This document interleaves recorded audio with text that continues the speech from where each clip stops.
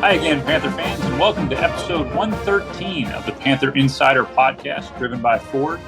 This is Mike Holmes, former Associate Athletic Director for Sports Communications.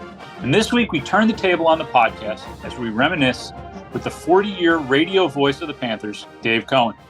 Dave arrived at Georgia State in 1982 and has seen the program and department rise from the 5 little offices it inhabited on the first floor of the then GSU Recreation Center, now known as the Georgia State Sports Arena, to what we see today with an FBS football program playing at Center Park Stadium and Panther basketball in the new Convocation Center. Along the way, on the radio, he has been with the Panthers to all 6 NCAA tournaments, football's 5 bowl games, and baseball's NCAA regional appearance. Before we get to this week's podcast, thanks to all the Panther fans who have subscribed, rated, and reviewed our first 112 episodes. If you've missed any of those previous podcasts, they're all available on our Apple Archives page, which you can access online at georgiastatesports.com. We'll talk to longtime voice of the Panthers, Dave Cohen, following these words from Ford and Center Park Credit Union. Even before the victory celebration is over, great teams are back at it the next day, working to get even better. The team at Ford understands how hard work and dedication pay off. Over the last 30 years, Ford Explorer has been America's best-selling SUV. In fact, all Ford SUVs, like Explorer, Escape, and Edge, are built for victory. Score a great offer today at your local Ford dealer. Based on total cumulative OEM reported U.S. sales for all SUVs from calendar year 1990 through calendar year 2019. Center Park Credit Union, the official financial sponsor of GSU football, is proud to be a part of the Georgia State community and the Panther Athletics program. Center Park provides members convenient financial services. In addition to online banking, mobile banking, and 7 Metro Atlanta branches, Center Park members have access to 5,000 co-op shared branches and 75,000 surcharge-free ATMs nationwide. To find a location near you, visit online at centerpark.org/contact, and that's park with a C. Not a member? Join today at centerpark.org. At Center Park, we help our members flourish. We're back on the Panther Insider Podcast. Dave, it's crazy to think we've now known each other for 24 years. But it's even crazier for me to think that you've been calling games 16 years before I even showed up as a freshman on campus in 1998. Before we talk about some of your favorite moments, student athletes, events that have happened at Georgia State, talk to our fan base a little bit about how you arrived on Decatur Street some 40 years ago. Well, let me ask you this question, Mike, and I appreciate us turning the tables. How old were you in 1982? 2. You were 2 years old when I stepped foot on the Georgia State campus. You were 3 when I became, a full-time part of the Georgia State radio broadcast back in those days for basketball in the 82-83 season. So that, for folks listening, that puts a little bit in perspective for the folks that know me, but for the folks that know you and the many years that you've been at Georgia State. But yeah, I arrived in 1982. I had just finished graduating from Walton High School out in East Cobb, out in Marietta, having moved down here from the Boston area. And no spring break. I graduated. I think I graduated a little early. And my mother brought me down to Georgia State. And I was enrolled. It was a little different in those days. Everything was done in person. There was no digital.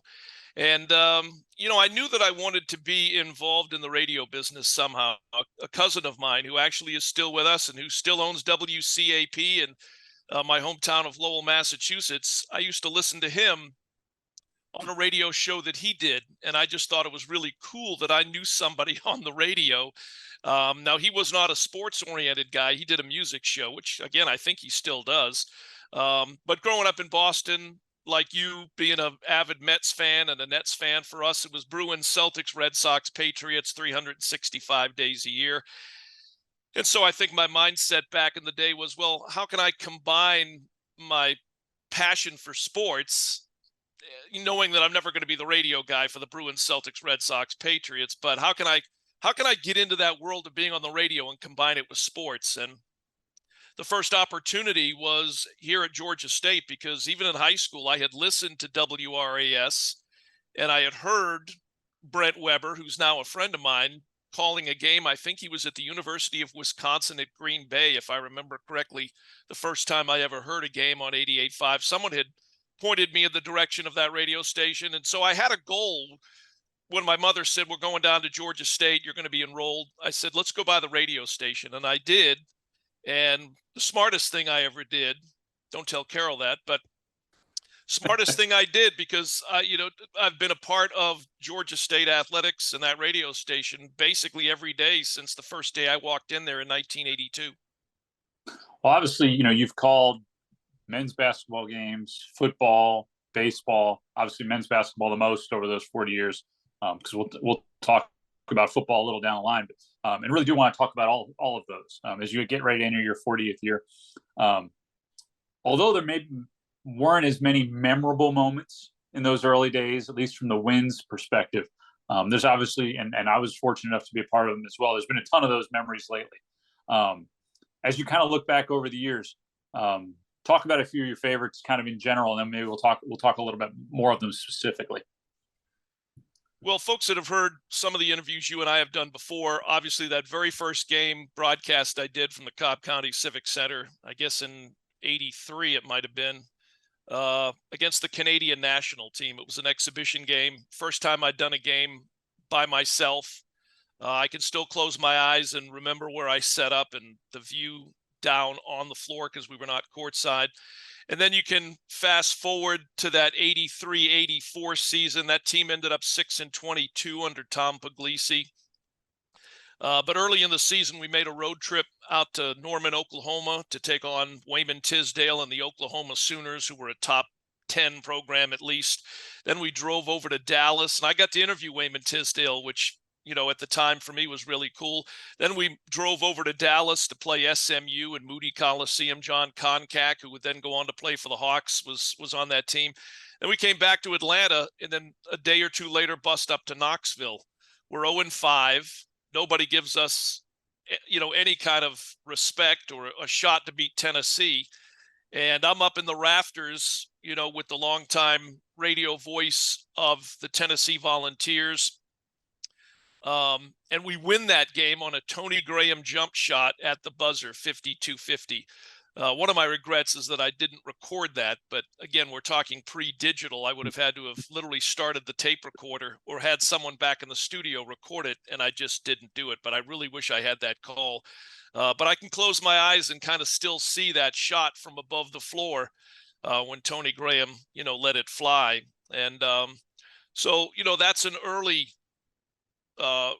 memory from that first and or second season, traveling with Georgia State. You got to remember, I'm maybe 20, 21 at the time. And, not a lot of 20 or 21-year-olds get a chance to be the radio voice of a Division I program, no matter what level Division I we're talking within Division I, Mike. You know what I'm talking about. It was still really cool to be on the road with a Division I basketball program and doing what I was doing. Yeah, no, you're exactly right.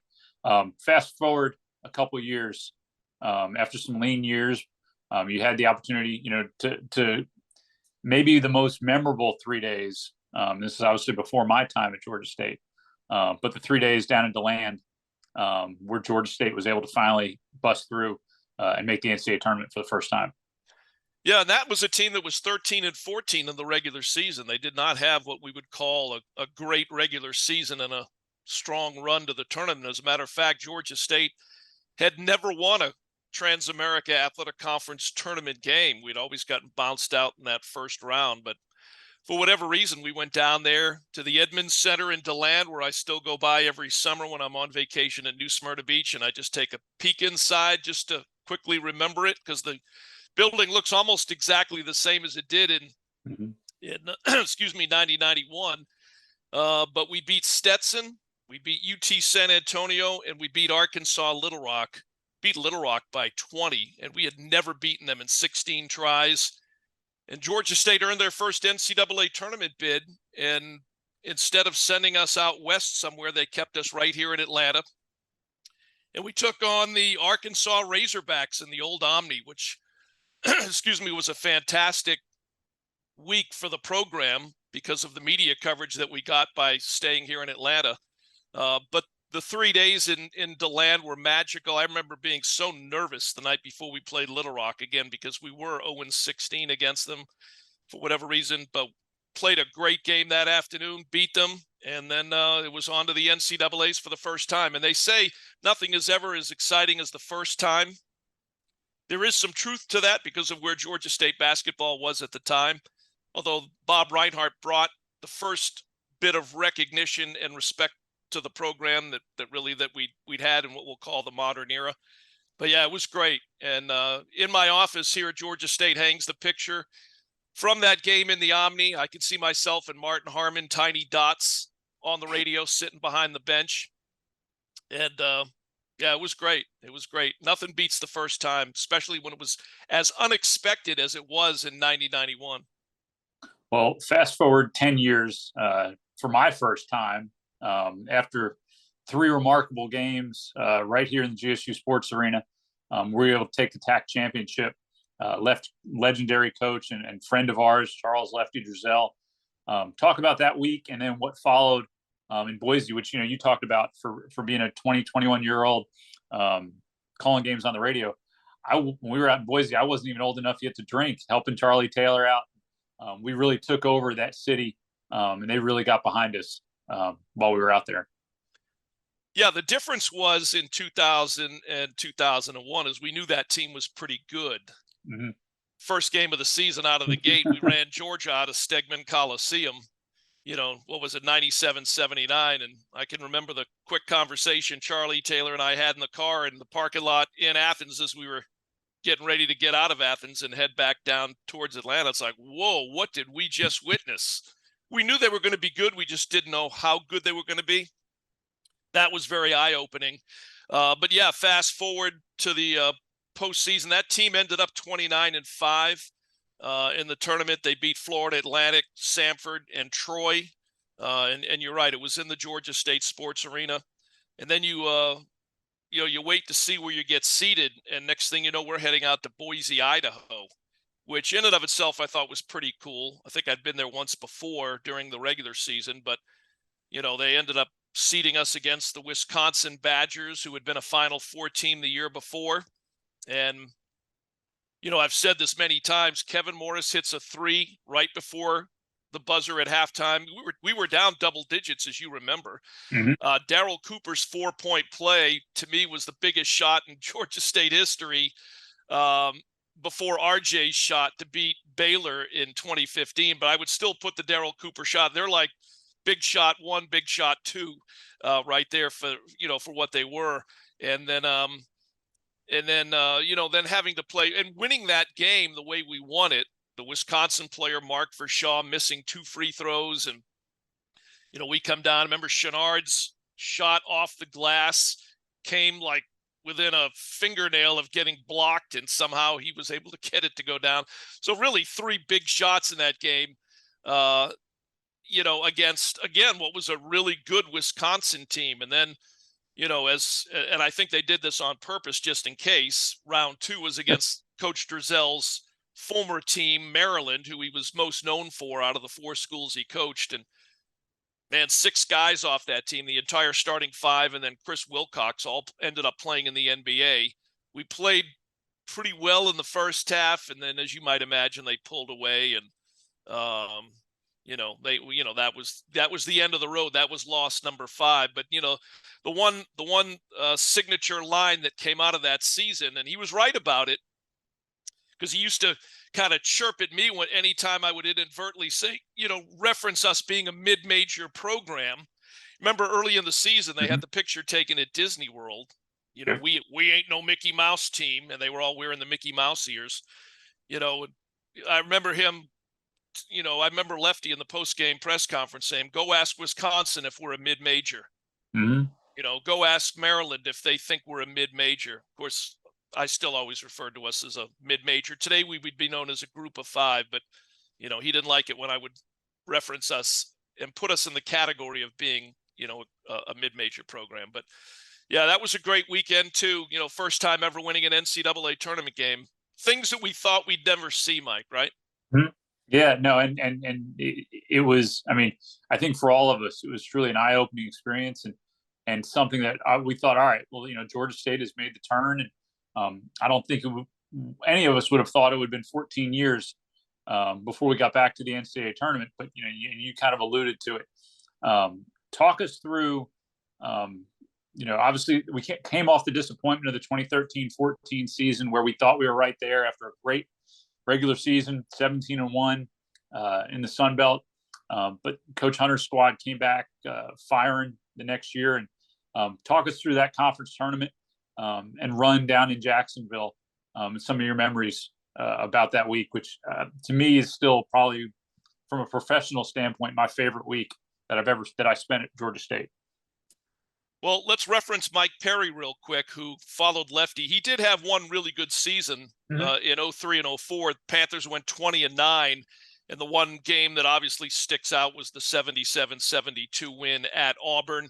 And then what happened, we went into a little bit of the dark ages with regards to wins and losses because we transferred from the Atlantic Sun to the Colonial Athletic Association, which you and I both know.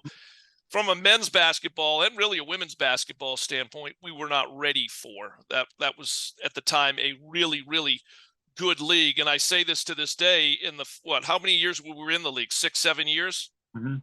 Two teams ended up in the Final Four in George Mason and Virginia Commonwealth. I don't know that we'll be in a league where two teams in a span that short will end up playing in a Final Four, which references just how good the league was at the time. But following Rod Barnes, you're right, they hire Ron Hunter. Hunter takes Barnes players and wins 22 games that first year, which was eye-opening.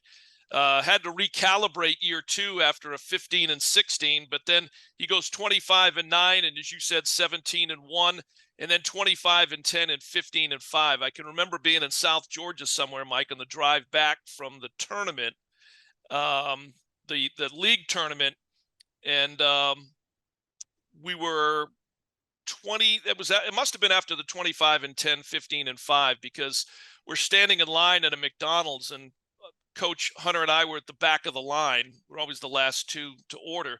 But anyway, we're just talking, kind of reminiscing, and he was kind of not, I don't want to say self-doubt, but throwing out some questions. Could we have done something better here or there? I said, Coach, step back and look. In the last 2 years, you won 50 games. 5-0, 50 games, Coach. I said, the last 2 years have been fantastic. And they've been things they have, Panther fans have seen things that they have never seen before. And then, we went 16-14 and then 20-13. But at the end, Hunter had a great run. In hindsight, it was a fantastic hire, one of the best in the history of the program. 3 NCAA tournament appearances. RJ shot from 30 however many feet to beat Baylor. And it wasn't just the shot that stands out. It's the fact that we were down, 12 or 13 points with 2.5 minutes. And he goes on a RJ hadn't, unfortunately, Baylor kept him in check all game. He had 4 points with 3 minutes to play, and then it took over and scored 12 of our last 13. Right. So that in and of itself, if you could just bottle up that final 3 minutes or 2.5 minutes, the shot that he hits on the pass from TJ Shipes is the cherry on top. But the final run itself was fantastic. It's one of those things that, we can go back and watch it. But to go back and actually be sitting courtside on my side, courtside on the side you were next to the bench, the energy, the excitement, the adrenaline, you don't get to experience it that often in that environment under those circumstances. And that might be one of the greatest 3-minute stretches for guys like you and me in the history of Georgia State basketball. No, there's no question. There were a lot of similarities to that. Obviously it was a much bigger comeback than what we had in Boise in the final couple minutes. We were down 16 in Boise in first half, and I guess it was 11 at halftime. But we really you got that same emotion. The city really got behind us. And referencing, what you're talking about on the way back. I can only remember 2 basketball seasons in the 11 years that I did that when the season was over, I left with a smile on my face. And that was one of them. It was, hey, don't get me wrong. I would have loved to have beaten Xavier, and all of us, every Panther fan, would have loved to have gone on to the Sweet 16. But it took Xavier playing just about a perfect half or perfect game to beat us. And then the other one, which I'm going to kind of go into referencing next, was the Gonzaga one last year, because for 30 minutes we gave the number one team in the country literally everything that they could handle. Yeah. And let me just say, with regards to RJ Hunter, obviously the win over Baylor stands out. That's at the top of, let's just say what people remember about him. But the other game that stands out, and I remind him of this periodically, I think it was a Saturday afternoon in San Antonio, Texas, at UT San Antonio, and he just went off for what is still, what was for him throughout his career, a career single game high. He scored 41 against the Roadrunners, and I think, correct me if I'm wrong, there were 12 three-pointers. Which at that season was the most three-pointers made in a game by any Division I player. But that game always sticks out as well, because he was it didn't matter where he was shooting it from, it was falling. No, it was an early afternoon game. I think we even got out of San Antonio that afternoon. And they kept guarding him and moving out a little further and a little further. And he was like, all right, well, I'm just going to keep shooting it further and further. And I'm sure at least one of those had to be as far as what that shot was in Jacksonville. He couldn't miss. I think when all was said and done, it was 12 of 19 from three. And really, was, I mean, to me, it was probably the most remarkable performance I got to see in person in Georgia State history. I know you've got a couple others that would probably trump that maybe just a little bit, or at least in terms of scoring. But to me, that was an impressive performance that I've ever seen. Yeah. So when I think of RJ Hunter, obviously everybody thinks of the shot to beat Baylor, but a game like that stands out, simply. And it was just a regular season game. It was cool to be back in San Antonio, but it was just a regular season game. It wasn't a tournament game, an NCAA tournament game, but it was still one of the most impressive RJ Hunter shooting performances you and I saw. All right. So we've talked a lot about the moments. And I know you and I have had this conversation on the road countless times as roommates over the years. But if you had to put together a starting five, or maybe I'll give you a starting 5 plus 3 or whatever it is, give us, in your 40 years, you look back, who would make that team from Georgia State? Well, I put it my top 3. Shenard Long, transfer from Georgetown, RJ Hunter, DeMarcus Simons. Mm-hmm. Can't overlook what DeMarcus did. He led us to 2 NCAA tournaments. But at the same time, it's really hard. I think Ryan Harrow might be the most talented player from a basketball talent standpoint, even though we were his third stop after NC State and Kentucky. Ryan Harrow might be the most talented player to ever play at Georgia State. I'm going to throw out a bunch of names because they're all right under those top 3 or 4. Kevin Morris, Darrell Cooper, Phil Luckydew, still the only Panther to average 20 or more points each season he played at Georgia State. Chris Collier, Thomas Terrell might be, your starting 4. Nate Williams might be the best, in my opinion, what we'll call legitimate post player. Although Eliel Saseme could certainly make that interesting. But if I guess what I could do is I'd put DeMarcus at the point, RJ maybe at the 2, Shenard at the 3. I left Ryan Harrow would have to be maybe your starting point guard. See, this is where we run into problems, Mike. And then Nate Williams would be your starting 5. So maybe Harrow, Simons, Hunter, Shenard, Nate Williams. So we're going kind of like what Coach Hunter did at times. We're going to go small. We're going to shoot a lot of threes. We're going to have guys who can penetrate, dish it out. I think you'd probably win plenty of games with that. That might even give the 29-5 team a run for their money, a win total when all is said and done at the end of the year. But I wouldn't lose a minute's sleep if I had to insert Kevin Morris or Darrell Cooper. Again, Luckydew at the 2 or the 3. Chris Collier, Thomas Terrell. He didn't play on a lot of winning teams, but Terrence Brandon. Please don't let me forget another one of our Hall of Famers, as Brandon is, but Rodney Hamilton. Mm-hmm. Absolutely. Who only played for Lefty for 1 year. Devontae White. Guys like Xavier Smith, who played on that NCAA team against Arkansas. Certainly Lamont McIntosh, Travis Williams were both really, really, really good players. And if you want to go back, and I've met him and have talked to him, but he was here obviously before me, but Jim Jacobs, who was the first 1,000 point scorer, who we also fortunately put into the Hall of Fame a few years ago. I would have liked to have been a fly on the wall to watch him play back in the day. Well, if you'd been calling games back then, we'd be doing this, and you'd be going on about year 60, which may still happen 20 years from now. We'll see how it all plays out. Want to get into a little bit of football while we still have some time. Obviously, the Georgia State program is still rather young. The work that Bill Curry did to get the program off the ground, the work that Coach Elliott is doing now has provided plenty of great memories. First off, obviously, either when you arrived in 1982 or even later than that, did you ever think that Georgia State would have a football program? And aren't you glad we now do? No and yes.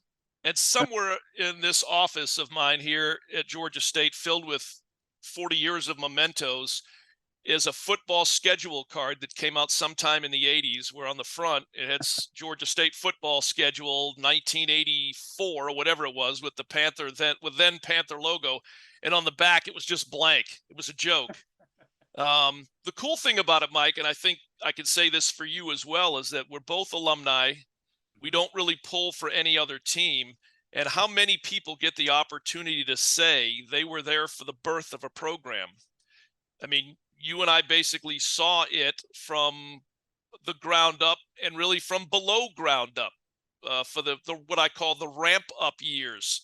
Mm-hmm. The 2 years that Coach Curry was here, when there was no team yet, it was just starting to be built. And then to see what it is today, and I tell you what, sometimes I say the 13 years or the 13 seasons have, really 15 if you count the 2 ramp-up years, have seemingly just flown by. We've played in 5 bowl games. We've won 3 of them. Coach Elliott is technically our 3rd head coach, 4th if you want to throw Tim Lopano, his interim 2 games. But yeah, not a lot of people get an opportunity at their alma mater to work for and be a part of a program that for, I don't know, 30 plus years never existed. I'm talking in my time here, but to be with it every step of the way and to see where it is now. Yeah, you're right. I never thought we would see it. Most people never thought we would see it, based on the kind of university that Georgia State was, and to some extent still is, although it's morphing into a more traditional campus at a quick pace. It's been really cool to not only witness it, but for people like you and I to be a part of it, and to still be a part of it. Yeah, it was pretty cool that I came back to Georgia State about 4 months after it was formally announced. So yeah, there was, Coach Curry had a little more than a phone and a football by the time I arrived, but it wasn't a whole lot more. From that time when that announcement, talk about opening night 2010, Shorter College, in the Georgia Dome, 30,000 plus. Kind of what ran through your mind that night? Well, I've said it before, that transcended a Georgia State athletics event. That was a city of Atlanta event. Whether people had gone to Georgia State or not, chances are they knew someone that had gone to Georgia State, and everybody wanted to be able to say they were there on that first night in that first game. So yeah, that picture hangs in my office as well, directly across from the 91 NCAA tournament picture from the Omni. And you can just sit and look at it and really kind of remember the vibe, the excitement in the building that night, the moment when the team ran out onto the field, out of the tunnel at the Georgia Dome that first night. I was like, wow, never thought we would see this. The excitement and the energy that was in the building that night, the excitement when Paris Lee, who I talked to on a recent Panther Insider podcast, scored that first touchdown. To be able to say that we were a part of that and we witnessed it and we're working along with it is something that, I think that we'll always look back at and be thankful that we were a part of, because you and I are both alums, and it means a little bit more to us because it's our school. And to get that win in the first game, now very Georgia State, we win that first game, and then we come back week 2 and we lose to somebody named Lambeth. And it only bothers me that they scrap their football program after that first year, because forever in our media guide, it will show 0-1 against Lambeth. No, you're right. But thankfully, there's been a lot of great moments since then. We could talk about the bowl games, the bowl wins. but really want to hit on the big one that everybody still talks about, that win to open the 2019 season against Tennessee. Dan Ellington, now coaching on the football staff. What that game meant, because it kind of, and you and I have kind of joked about it, that the first big win in basketball history was ironically against Tennessee, and a huge win, the first win over a Power 5 opponent for football also came against Tennessee. The one thing that I would sneak in there ahead of that was the 2015 34-7 win at Paulson Stadium to beat Georgia Southern, knowing that if we won that game, we were getting that AutoNation Cure Bowl bid. And even though we didn't win that game, beating Georgia Southern after they had beaten us in the Georgia Dome pretty badly, to hand them the worst loss in Paulson Stadium history was a really, really good feeling. Best win for during the Trent Miles run as head coach. And then, I had likened him to Bob Reinhardt. Bob took us to our first NCAA tournament. Trent Miles took us to our first bowl game. We ultimately lost to San Jose State, but that whole experience for the first time of being in Orlando, being a bowl team, was fantastic. You're right. Fast forward to Knoxville. Nobody gave us a chance to win that game. And we came out and set the tone early with that takeaway. I think Ed Kearney recovered that fumble, if I remember correctly. And from there, we were kind of off to the races. And, the one thing that we kid around is I really wish we had kicked that field goal late in the game to go up and score 41 points at Tennessee. And people look at me like I'm crazy, but I'm always remember that Tennessee beat us 51-12 or 51 to whatever it was in Coach Curry's third season. So let's not pull back just because we're in Knoxville and we've already got the game won. Let's remember Knoxville during the Bill Curry trip up there. And but again, Dan Ellington, that's why he'll go down along with Nick Arbuckle and with Connor Manning is, one of the three great quarterbacks in Georgia State football history. He bounced back from what was a disappointing first year leading the Panthers, but what a way to open up the season in that first game in Knoxville. By the end, it was loaded orange at the beginning. By the end, there was a little patch of blue behind our bench. Most everybody else, Mike, had cleared out. Oh yeah, no, you're right. We've just got a couple minutes left, and I'd be remiss if we didn't talk a little baseball, especially since I was your color analyst for arguably the most memorable weekend in program history, though I know Coach Stromdahl is going to have some even more memorable moments, hopefully in the future. 2009 CAA championship in Wilmington. The following weekend, getting to stay right in Atlanta at Georgia Tech. Talk about that time as baseball advanced to the only regionals that it has to this point. The one thing that I remember about that, obviously, being in Wilmington, and again, that was, it's still the best Georgia State baseball team that we've seen, I think, top to bottom. And Brad was a part of that team as an assistant coach. So he was a big part of it, too. Great weekend. A lot of, some drama, obviously, in those games. Getting back to Atlanta and knowing that we're going to be playing just across town at Georgia Tech, the one thing that I always remember, and this is what we talk about when we talk about Panther family, Mike, is that Greg Frady did a great job leading that program, I think, considering everything that we face as a challenge, from a facilities and budget and all that kind of stuff.